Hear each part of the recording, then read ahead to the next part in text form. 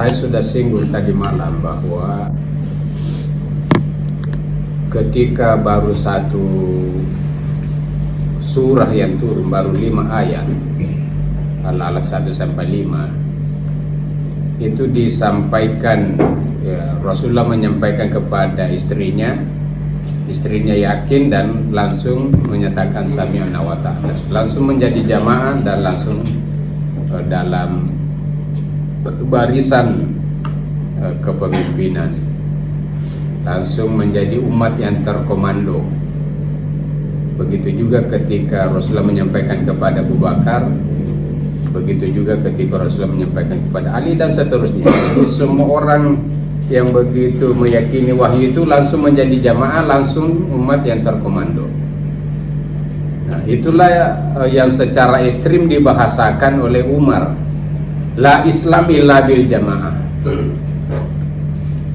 wala jamaah illa bil imarah. Ada juga ya, wala jamaah illa bil imamah, wala imrah illa bit ta'ah. Jadi Ustaz sebelah Said itu benar-benar ya berislam ini mesti berjamaah ya, dan bahkan beliau dalam prakteknya, karena belum terlalu banyak orang juga ya, belum sebesar sekarang, benar-benar sistem komando harian.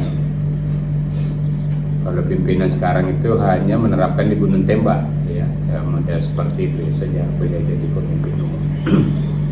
Nah, jadi sistem kepemimpinan imam jamaah itu bawaannya dari Al-Alaq itu sendiri, bawaannya dari sistematika wahyu ini. Tidak ada, tadi malam saya sudah katakan, tidak ada sistematika wahyu tanpa imam jamaah.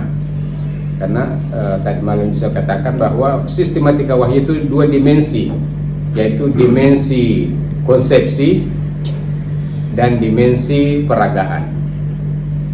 Nah, dimensi konsepsi adalah bagaimana sistematika wahyu dijelaskan sebagai manhaj dengan dalil-dalil, hujah-hujah syar'i dan hujah ilmiah. Itu dimensi sistematika wahyu sebagai konsepsi. Nah, tapi dimensi kedua dari sistematika wahyu itu adalah dimensi dalam peragaan. Nah, dimensi sistematika wahyu dalam peragaan mutlak dalam jamaah. Tidak bisa peragaan sistematika itu jalan secara sendiri-sendiri. Nah, makanya kenapa di masa sebelah Said dan mungkin sampai sekarang juga banyak orang yang bermanhaj sistematika wahyu dengan penuh keyakinan, walaupun dia tidak tahu konsepnya, dia tidak bisa jelaskan.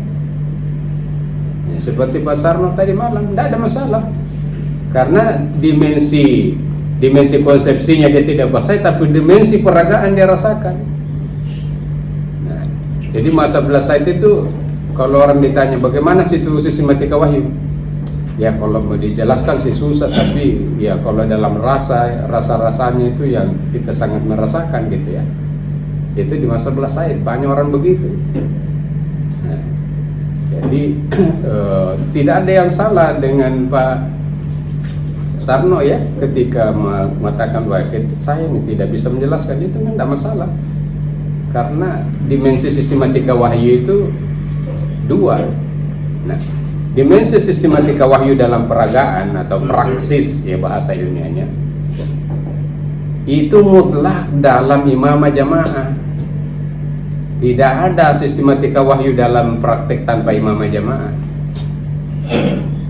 Karena bahkan ketika baru satu surah yang turun, baru Al-Alaq 1-5, itu sudah langsung terbentuk jamaah, terbentuk imamah jamaah, dan itu semuanya menjadi umat yang terkomando. Nah, kemudian Hidayatul sebagai lembaga perjuangan, dari mana dalilnya? Nah, tadi malam saya sudah singgung juga bahwa ketika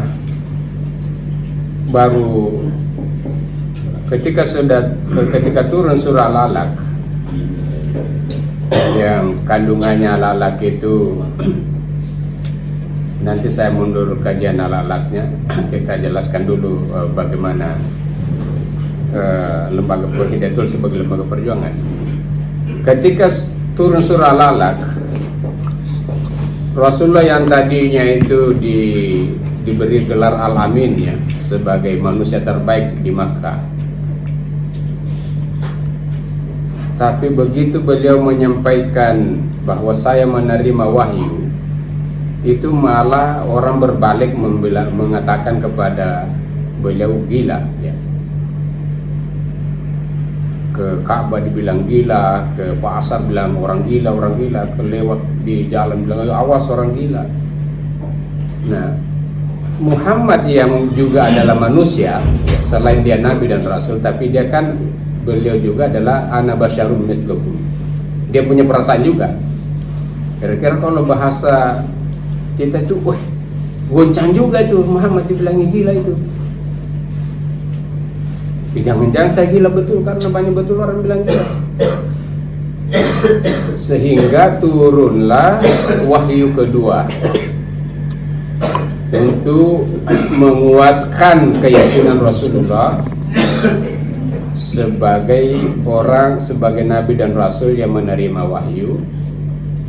Turunlah surah Al-Qalam. Al-Qalam itu Al-Qalami wal qalami wa ma yasturun ma anta bi ni'mati rabbika bimajnun. Jadi demi pena dan apa saja yang ditulis oleh pena itu. Jadi apa saja yang ditulis pena itu, tafsir bebasnya itu adalah semua jenis pemikiran manusia, filsafat, ideologi, agama-agama, budaya, adat, itu semua wama yasturun, teknologi ya. Nah, wal qalami wama yasturun ma anta bi ni'mati rabbika bimajnun. Jadi dalam pertarungan keyakinan, pertarungan ideologi, pertarungan filsafat, pertarungan pemikiran, ini terjadi benturan, termasuk yang membentur kepada Muhammad sampai dibilangi gila dia, yaitu pemikiran jahiliyah yang kafir Quraisy itu, yang kemudian mengatakan Muhammad itu gila. Nah, tapi Allah meyakinkan, turunnya wahyu kedua ini meyakinkan kepada Rasulullah bahwa Anda tidak gila. Justru mereka lah yang gila, tapi nanti saja fasatu besir wahyu besirun ya, bagian akhirnya ya. Nah, jadi bahwa berwahyu inilah satu-satunya jalan yang tidak gila. Kalau mafhum mukhalafannya ya, jadi sebenarnya semua manusia yang tidak berwahyu itu pasti gila. Gila jabatan, gila harta, gila syahwat, gila, semua seperti yang kita lihat sehari-hari itu. Orang gila semua itu pada dasarnya. Satu-satunya orang tidak gila itu ya ketika dia berwahyu. Nah, jadi wahyu ini datang, pasti resikonya itu dia akan benturan dengan falsafah yang lain, ya, dengan falsafah, dengan pemikiran, dengan ideologi, dengan adat. Itu pasti benturan. Nah, inilah penjelasan mengapa Hidayatullah ini harus menjadi lembaga perjuangan, karena bawaannya sistematika wahyu itu. Kita kalau mau bersistematika wahyu, begitu masuk Al-Qalam langsung harus bertarung. Tidak boleh tidur-tiduran. Karena Al-Qalam itu kita dibilang gila orang. Kalau Anda mau berhidayatullah ini, Anda mau berwahyu, orang luar akan bilang Anda gila. Orang apa ini tidak punya kepedulian masa depan. Kerjanya salat berjamaah melulu, kerjanya bangun salat malam melulu. Jadi dulu kita, waduh, memang di masa sebelah saya dan sampai kami ini memang berhidayatullah itu ekstrim. Dianggap kita orang tidak punya masa depan. Ya, seperti saya misalnya, saya pernah ketua HMI Makassar, puluhan ribu orang saya pimpin anggota HMI itu. Pernah saya ketua HMI Indonesia Timur. Tiba-tiba saya masuk Hidayatullah jual majalah, ngurus panti asuhan, perintisan. Wah, keluarga saya gimana itu mantan ketua HMI begitu? Ya lebih sama yang teman yang Makassar yang lain. Ya, itu kan jadi dosen semua itu teman-teman. Awal Makassar itu sebenarnya itu ya seperti Satasril itu kan wisudawan terbaik di IKIP ketika itu, dan ikatan dinas juga. Nah, jadi berhidayatullah ini dari Al-Qalam ini bawaannya adalah perjuangan, pertarungan ideologi. Itulah yang kemudian Ustaz Said membahasakan Hidayatullah ini lembaga perjuangan. Oleh kita sekarang di Jatidiri, kita menulisnya itu memberi nama Al-Harakah Al-Jihadiyah Al-Islamiyah. Istilah itu tidak pernah digunakan Ustaz Said. Kita lah yang memberi nama istilah itu, dan kita sedang merevisi juga materi Harakah Jihadiyah ini karena terlalu penekanannya kepada jihad, padahal lembaga perjuangan Islam itu sebenarnya tema besarnya ada 3: tarbiyah, dakwah, dan jihad. Jadi jihad itu muncul karena adanya tarbiyah dan dakwah. Jihad itu tidak diprogram, qital maksud saya ya, khususnya qital perang itu tidak diprogram. Ya ada sudah di materi bayan itu ya. Dia hanya menjadi harus menjadi kesiapan, karena perang itu muncul hanya dalam dua sebab.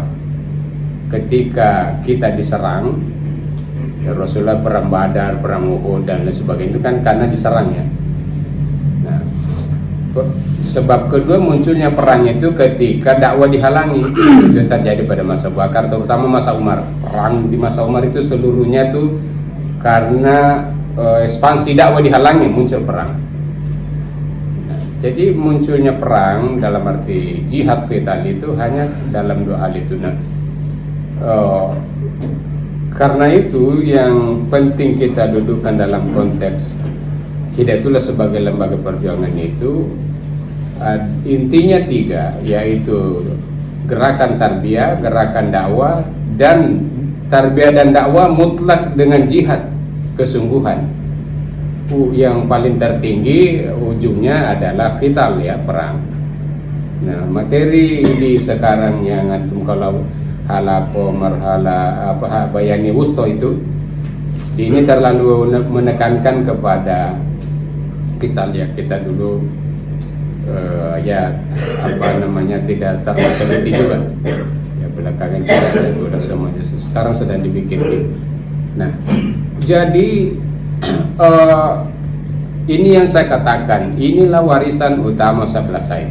Sistematika wahyu memang itu yang paling mendasar, tapi sistematika wahyu itu bawaannya adalah imamah jamaah, bawaannya adalah lembaga perjuangan, gerakan tarbiyah, dakwah, dan jihad. Nah, jadi yang tadi malam saya sudah singgung, memang persoalan besar kita itu adalah bagaimana memperjelas identitas Hidayatullah ini sebenarnya apa. Muhammadiyah begitu mudah menjelaskan identitasnya hanya dengan anti TBC. Begitu orang sudah anti TBC dan dia tidak kunut salat subuh, sudah Muhammadiyah. Hanya dengan masuk SMP Muhammadiyah sudah selesai. Nah, begitu juga di NU untuk mempertahankan identitas mereka. Yang penting tetap mengajarkan Barzanji dan lain-lain sebagainya, sudah menjadi orang NU eksis. Nah, kita bagaimana? Ini memang tantangannya. Ya, kalau dulu begitu semangat di masa 11 seperti itu, sekarang tantangan kita bagaimana recovery, tentu dengan perubahan-perubahan tertentu sebagaimana saya sudah jelaskan tadi malam. Ya, kalau 11 itu mewariskan cuma 3 itu, tambah 1 sistem berkampus, nanti kita jelaskan insya Allah. Tapi warisan pemikiran 11 itu 3 itu. Nah, kenapa kemudian kami ini di bawah koordinasi, di bawah kepemimpinan Ustaz Rahman Muhammad dan kami sebagai pembantunya, kenapa kita menjadikan sekarang jati diri ada 6? Nah, saya ingin menjelaskan kenapa dimasukkan Ahlus Sunnah wal Jamaah sebagai salah satu jati diri. Dulu Ustaz Abdul Said sama sekali tidak pernah ceramah dengan tema Ahlus Sunnah wal Jamaah. Kenapa? Karena tidak ada konteksnya. Zaman itu semua orang Indonesia ini Ahlus Sunnah wal Jamaah, tidak usah dibilang. Mau NU, Muhammadiyah dan siapa saja. NU, Muhammadiyah dan lain-lain. Tapi ketika sudah ada Syiah, ada Salafi kayak begitu, nah akhirnya kita ini, kami ini, pimpinan dan kami ini merasa perlu memperjelas bahwa kita ini Ahlus Sunnah wal Jamaah. Kita bukan Syiah. Nah, memang yang jadi soal bagaimana sengketa antara NU dengan atau Islam tradisional dengan Salafi. Kalau antum mau lihat reaksinya akidah Asy'ari dan Maturidi secara internasional terhadap Salafi, kira-kira 2 atau 3 tahun lalu, semua akidah Asy'ari dan Maturidi itu melakukan musyawarah internasional di Rusia, di Chechnya, juga dihadiri oleh Grand Sheikh Al-Azhar, karena mereka kan akidah Asy'ari. Dan apa hasilnya pertemuan ulama internasional itu di Chechnya itu menyatakan Wahabi Salafi bukan Ahlus Sunnah wal Jamaah. Coba perlawanannya itu. Jadi ini bukan lagi perlawanan tingkat Indonesia, tapi itu sudah perlawanan internasional. 3 atau 2 tahun lalu pertemuan ulama Asy'ari dan Maturidi seluruh dunia di Rusia, dan salah satu kesimpulannya adalah Wahabi Salafi bukan Ahlus Sunnah wal Jamaah. Itu sampai begitu perlawanannya. Nah, kita kalau kajian lebih tingginya, kita makanya di jati diri Ahlus Sunnah wal Jamaah kita tidak membahas khilafiyah akidah di situ. Kita tidak, pelajaran kitab tauhidnya orang Hidayatullah ini kan ya secara umum al-usul salasah, artinya rumpun itu 3 jenis tauhid gitu ya. Nah, tapi kita kan tidak masuk kepada sesatnya Asy'ari dan ya Maturidi. Itu kajiannya lebih tinggi ya, itu nanti saja kita diskusi soal itu. Nah, jadi itu konteksnya. Saya katakan tadi warisan Abdul Said itu sistematika wahyu, kepemimpinan Imam Jamaah, lembaga perjuangan, itu paketnya memang. Nah, kenapa kita tambahkan Ahlus Sunnah wal Jamaah sebagai salah satu jati diri? Untuk memperjelas diri bahwa kita Ahlus Sunnah wal Jamaah bukan Syiah, ya. Nah, tapi juga kita bukan seperti Salafi yang menyesatkan akidah Asy'ari dan Maturidi misalnya. Nah, jadi itu. Begitu juga kita memasukkan misalnya Jamaatul Minal Muslimin. Ustaz Abdul Said tidak terang-terangan membahasakan itu. Penekanannya boleh itu jamaah. Nah, sehingga ada kesan di masa lalu seolah-olah orang Hidayatullah juga merasa paling benar sendiri. Nah, sehingga di pasca beliau kita juga memperjelas bahwa kami ini jamaah itu minal muslimin. Tidak ada khilafah Islam di seluruh dunia sekarang, tidak ada. Jamaatul Muslimin tidak ada. Ya, Jamaatul Muslimin itu kan ya ketika khilafah ada satu kepemimpinan Islam. Nah, ketika tidak ada berarti semua itu hanyalah Jamaatul Muslimin, Ikhwanul Muslimin, Hizbut Tahrir, apa saja, NU, Muhammadiyah sebagainya. Itu hanya Jamaatul Muslimin. Nah, maka kita perjelas di situ juga. Nah, yang terakhir wasatiyah. Nah, itu tuh untuk kita salah satu urgensinya kita menuliskan wasatiyah sebagai jati diri kita itu karena selain wasatiyah itu memang ajaran Islam yang sangat penting, juga karena wasatiyah ini sering digambar-gambarkan khususnya oleh orang-orang sekuler atau bahkan Kemenak ya, itu sebagai Islam moderat. Sayangnya Islam moderat ini, wacana ini banyak diambil dari Barat, moderat Muslim. Nah, yang oleh Kemenak itu karena ada istilah terorisme, radikalisme, fundamentalisme, oleh Kemenak maka dijadikanlah sebuah program moderasi beragama yang tahun 2023 itu saya data 2023 biaya sosialisasi moderasi beragama itu 3 triliun di Kemenak. Mungkin antum ada pernah ikut acara-acara begitu ya? Berapa kali PBO-nya Batam itu 3 triliun. Itu saking mereka takutnya dengan yang disebut terorisme, fundamentalisme, radikalisme, dan pada umumnya itu Wahabi masuk dalam rumpun itu. Maka ini perlu gerakan ya sosialisasi moderasi beragama, Islam wasatiyah bahasa Arabnya. Nah, padahal apa yang dimaksud dengan moderat Muslim di Barat ini dan banyak dianut oleh orang sekuler, intelektual Muslim sekuler di Indonesia. Apa ciri-cirinya itu Islam radikal, fundamental. Ciri-cirinya itu berjenggot, celana cingkrang, perempuan bercadar. Ya masuk semua kita ini kalau itu ciri-cirinya. Begitu ciri-cirinya mereka. Yang dimaksud Islam radikal fundamental itu ciri-cirinya begitu. Yang disiplin salat 5 waktu berjamaah, itu semua dianggap orang terlalu saleh, terlalu radikal.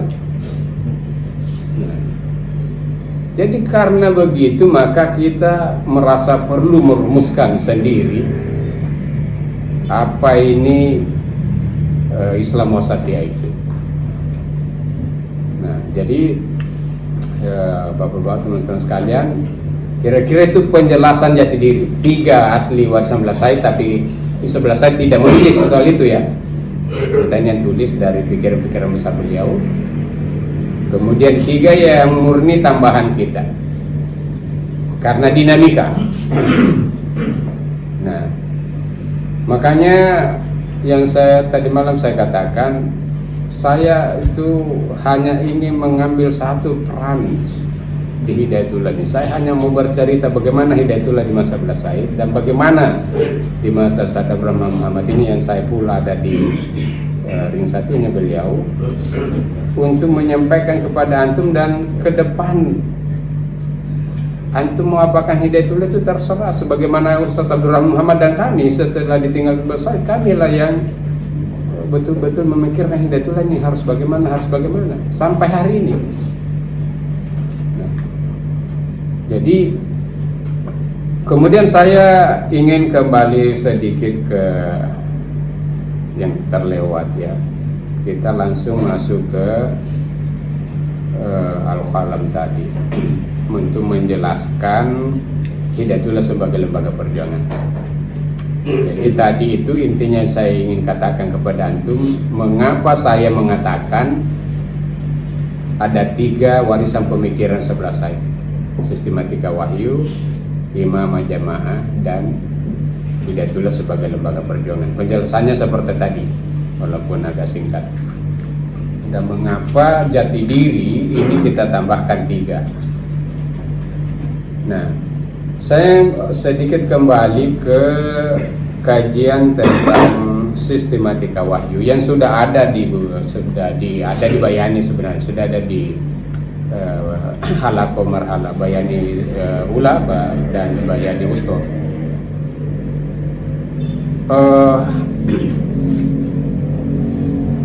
Mengapa Ustaz Said itu menjadikan sistematika wahyu ini sebagai manhaj?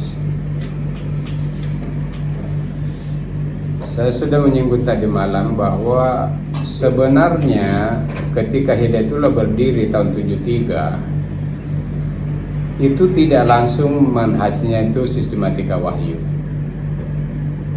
Di tengah jalan ya, itu mungkin 76, 77. Nah, karena manhaj sistematika wahyu ini baru terinspirasi, Ustaz Blasa terinspirasi dari tafsir Sinar Buya Malik Ahmad.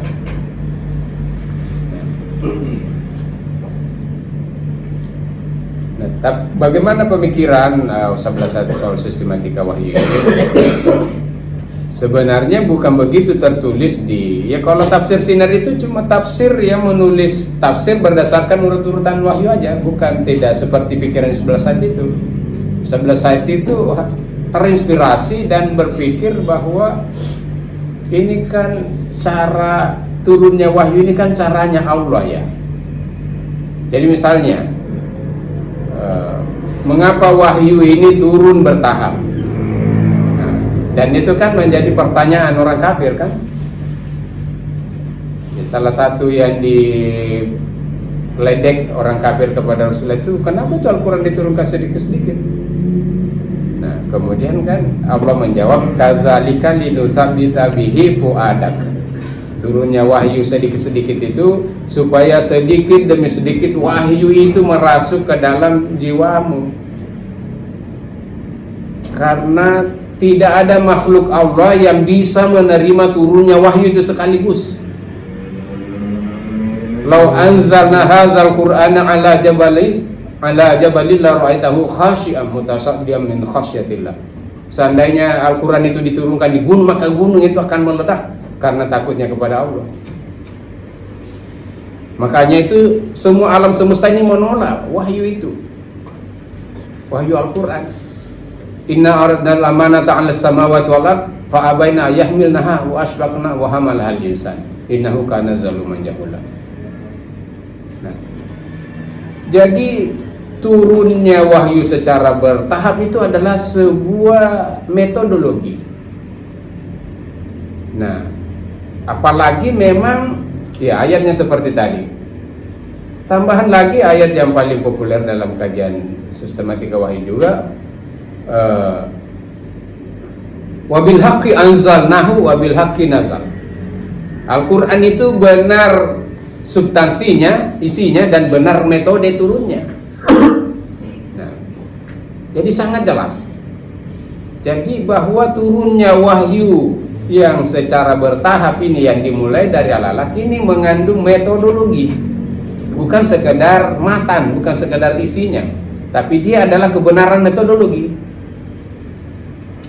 Ya, kadzalika linutsabita bihi fuadak, turunnya bertahap itu supaya sedikit demi sedikit merasuk, dan tadi lebih jelas lagi wabil haqqi anzalnahu wabil haqqi nazal. Nah, jadi kebenaran substansi dan kebenaran metodologis. Itulah mengapa Ustaz Said tertarik menjadikan itu manhaj.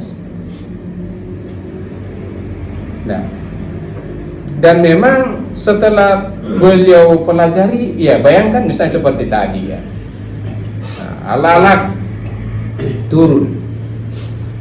Setelah turun Al-Alaq, Rasulullah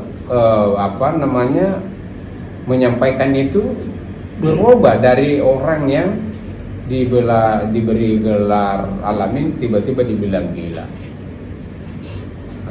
Dan datanglah surah kedua untuk mengkonfirmasi bahwa Anda tidak gila. Dan surah kedua turun Al-Qalam juga mengkonfirmasi bahwa kalau Anda berwahyu akan terjadi pertarungan. Sudah konsekuensi kehidupan. Kandungan alalak itu intinya adalah tauhid, ya, keimanan.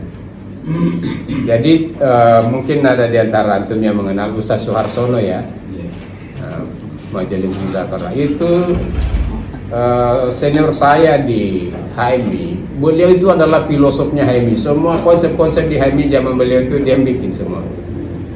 Dia masih HMI saja, Pak Arsono itu sudah nulis buku 1000 halaman. Nah, dia filosof, ya. Saking filosofnya sampai dia merasa tidak perlu sarjana. Tidak sarjana. Nah, ketika saya, karena teman saya ngajak diskusi di Hidayatullah, belum Hidayatullah beliau. Karena kita pada tahun 99, ya, kita selain kita bikin buku induk sistematika wahyu Pandomer Islam 1-5, kita juga ingin mengideologisasi sistematika wahyu. Nah, akhirnya kita ajak Mas Arsono itu diskusi sistematika wahyu yang melahirkan buku Pola Transformasi. Mungkin antum, kalau Anda peminat kajian sistematika wahyu secara lebih rasional, itu masih ada buku itu di rumah saya juga. Nah, ketika Pak Arsono kita jelaskan sistematika wahyu itu, dia bilang ini dahsyat karena ternyata manhaj sistematika wahyu ini betul-betul sama dengan bagaimana keresahan semua pemikir besar sepanjang masa, sepanjang dunia. Semua pemikir besar sepanjang masa atau disebut filosof itu, atau ilmuwan besar.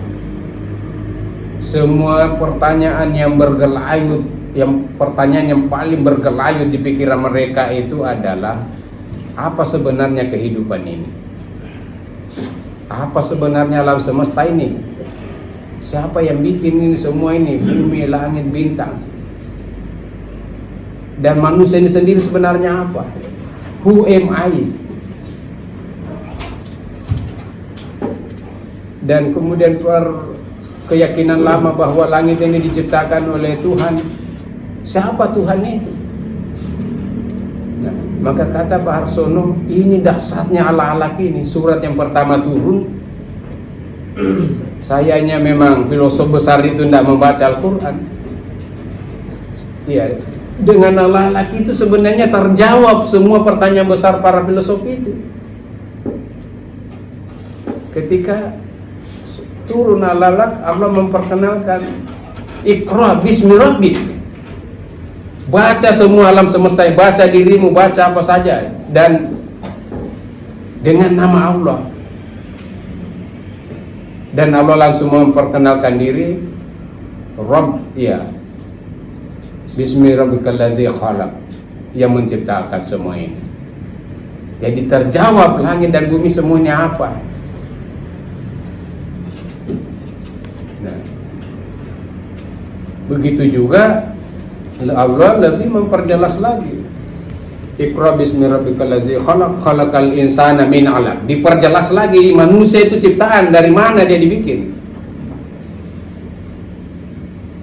Nah, jadi kalau dalam pemikiran para filosof, 3 persoalan besar yang menjadi pertanyaan mereka yang betul-betul menjadi penasaran bagi mereka itu, apa itu alam semesta, apa itu manusia, dan apa itu Tuhan.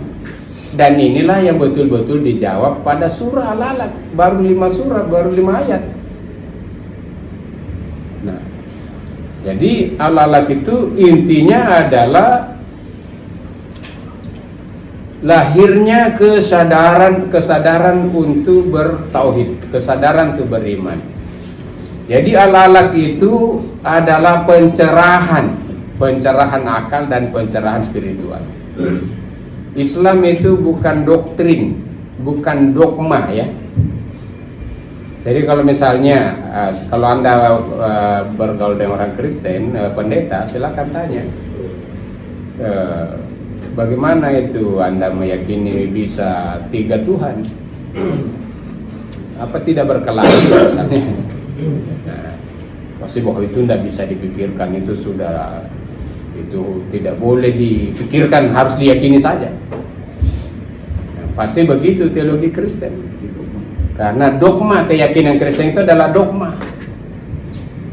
Nah, Islam ini, keyakinan Islam itu bukan dogma, dia pencerahan.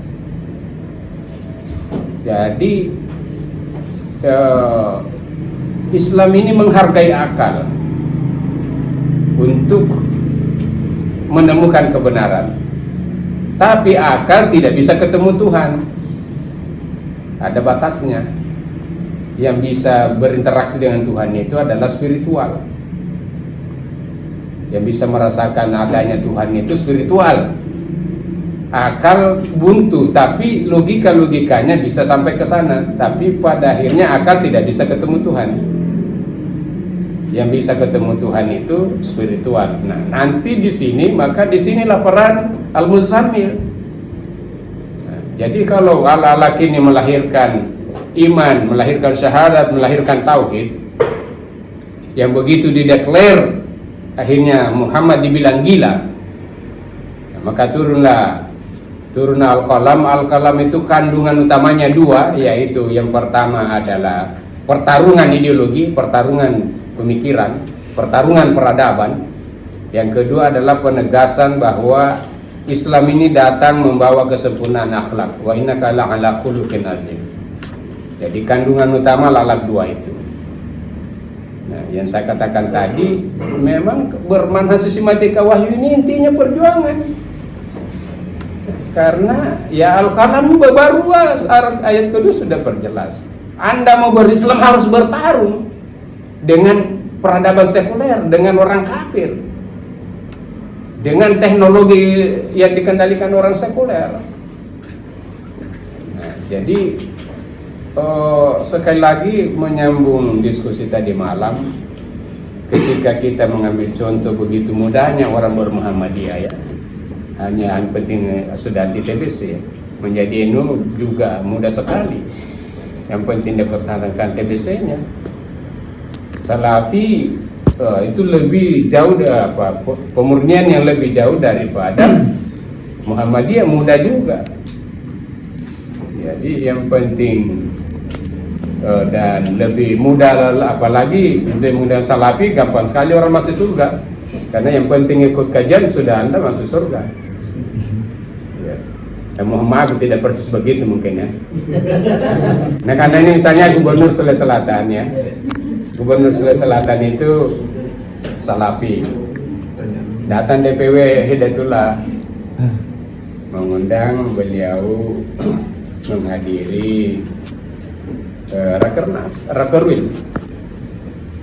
Nah, dia bilang, wah, Islam itu tidak perlu organisasi, yang penting pengajian, yang penting itu taklim jalan, tidak perlu itu organisasi. Dan juga repot betul itu kalau gubernur menghadiri semua acara ormas itu. Nah itu. Jadi ya karena ya memang ya Salafi pokoknya hak organisasi kan haram, tidak kan. Apalagi mau demo-demo, wah itu Khawarij. Jadi mudah, yang penting menjelaskan pemurnian agama yang lebih jauh daripada Muhammadiyah, itu Salafi. Wahdah termasuk dalam rumpun itu juga, lebih moderat. Tapi Wahdah berorganisasi, itu yang dianggap sururi oleh dan tidak tegas kepada yang sururi. Wahdah itu dia sururi oleh Salafi. Nah, kita identitasnya apa, ya seperti tadi itu. Nah, jadi itu ya di Al-Alaq. Kemudian jawaban Allah dari reaksi terhadap Al-Alaq itu Al-Qalam. Dan Allah menegaskan memang bertarung, memang berwahyu ini adalah pertarungan. antara hak dan batil. Yang batil itu banyak bentuknya ya. Wa ma yasturun, semua jenis pemikiran, semua jenis hasil yang ditulis. Ya, hasil yang digagas oleh pikiran-pikiran manusia yang tidak berwahyu, itu semua adalah tantangan. Itu medan perjuangan. Apa sebenarnya kita mau perjuangkan? Ya melawan semua kebatilan itu. Tidak harus dengan perang. Nah, jadi makanya lembaga perjuangan kita akan tulis ulang lebih baik. Intinya adalah tarbiyah, dakwah dan jihad. Nah, Al-Muzammil itu adalah internalisasi wahyu. Ya, kalau bahasa saya, Al-Muzammil ini bagaimana apa ya tauhid keimanan yang sudah dirasionalkan melalui wahyu al-alaq itu, dan juga ideologi ya, pemikiran yang pertarungan ideologi yang dijelaskan di Al-Qalam, maka Anda tidak bisa mencapai itu semua tanpa spiritualisasi, tanpa Al-Muzammil. Anda tidak bisa berinteraksi dengan Allah tanpa Al-Muzammil, tanpa salat lail, tanpa berinteraksi serius dengan Al-Quran, tanpa zikir, tanpa hijrah, tawakal. Anda tidak bisa berinteraksi dengan Allah. Begitu juga Anda akan menjadi, ya manusia akan menjadi orang yang tidak punya kekuatan ketika mau melawan ideologi, mau berjuang melawan ideologi pemikiran-pemikiran yang ada di luar, dan kalau tidak punya kekuatan spiritual. Jadi spiritualisasi Al-Muzammil itu konsekuensi dari tuntutan Al-Alaq dan tuntutan Al-Qalam. Tidak bisa orang jadi pejuang kalau lemah spiritualnya, tidak ada. Itu pasti jadi pengkhianat nanti, pasti jadi orang munafik nanti, pasti tumbang di tengah jalan. Kalau ada orang mau berjuang tidak kuat spiritualnya, karena aslinya iman ini kan spiritual. Padahal Al-Alaq menekankan bagaimana kita bertuhan intinya, tapi otak tidak bisa ketemu, akal ini tidak bisa sampai ke Tuhan. Yang bisa sampai itu adalah spiritual. Nah, begitu juga Al-Qalam menyuruh kita bertarung dengan semua jenis kebatilan di luar. Anda mana mungkin mau bisa bertarung dengan mereka kalau tidak punya kapasitas spiritual? Ya sudah, ya baru demo-demo, begitu dikasih uang 100 juta langsung tumbang, karena spiritualnya tidak ada. Apalagi jadi pejabat. Jadi disinilah peran Al-Muzammil. Jadi internalisasi, spiritualisasi daripada Islam ini. Dan lengkap sekali Al-Muzammil itu ya, dengan 6 azimat itu. Sekarang malah ditambahkan jadi 7 ya, tabattu. 11 ayat itu 6 saja. Nah, setelah punya kapasitas Al-Muzammil ini, barulah disuruh tandang ke gelanggang, yaitu Al-Mudatsir, umpa anzir. Jadi orang yang bisa tandang ke gelanggang, ini bahasanya 11 ayat tandang ke gelanggang itu adalah orang yang sudah tercerahkan Al-Alaq, ya pola pikirnya terbangun dengan Al-Qalam, Quranisasi, ideologisasi, kemudian punya kapasitas spiritual. Nah, silakan Anda tandang ke gelanggang. Nah, makanya dulu juga 11 saya bilang begini, kita ini sering betul tertatih-tatih dalam berjuang karena tidak tuntas-tuntas kita punya Al-Muzammil. Nah, itu bahasan 11 saya. Bagaimana kita ini tidak tertatih-tatih dalam berjuang?